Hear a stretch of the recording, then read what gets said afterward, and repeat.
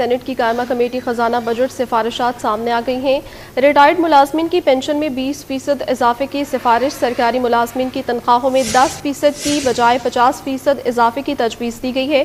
तफसीलात से आगाह करेंगे वकास अजीम हमारे साथ मौजूद हैं। वकास, क्या डिटेल्स हैं? जी, सेनेट की कायमा कमेटी खजाना ने सेनेटर सलीम मांडवीवाला की सरबराही में अपनी तजावीज़ कौमी असम्बली को भिजवा दी है, जिसमें ये रिटायर्ड मुलाजमीन की पेंशन 20% बढ़ाने की तजवीज़ दी गई है और सरकारी मुलाजमीन की तनख्वाहों में 10% की बजाय 50% इजाफा करने की सिफारिश की गई है। और इसके साथ साथ तमाम डेली वेजेस जो मुलाजमीन हैं उनको मुस्तकिल करने की सिफारिश भी की गई है। कमेटी ने सोलर पैनल पर 18% टैक्स खत्म करने की सिफारिश की है और कम अज कम माहाना उजरत जो है वो 37,000 रुपए की बजाय 50,000 रुपए माहाना करने की सिफारिश की है। 850 किसी गाड़ी पर सेल्स टैक्स 18% से कम करके 10% करने की सिफारिश की गई है।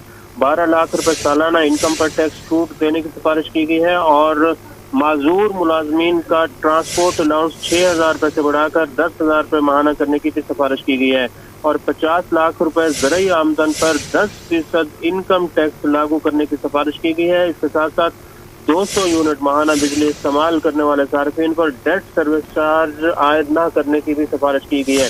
स्टेशनरी आइटम्स पर जो टैक्स छूट है उसको बरकरार रखने की तजवीज़ दी गई है और इसके साथ साथ ये प्रॉपर्टी सेक्टर पर जो खरीदो फरोख्त के टैक्सेस हैं उनको यकसा करने की सिफारिश की गई है।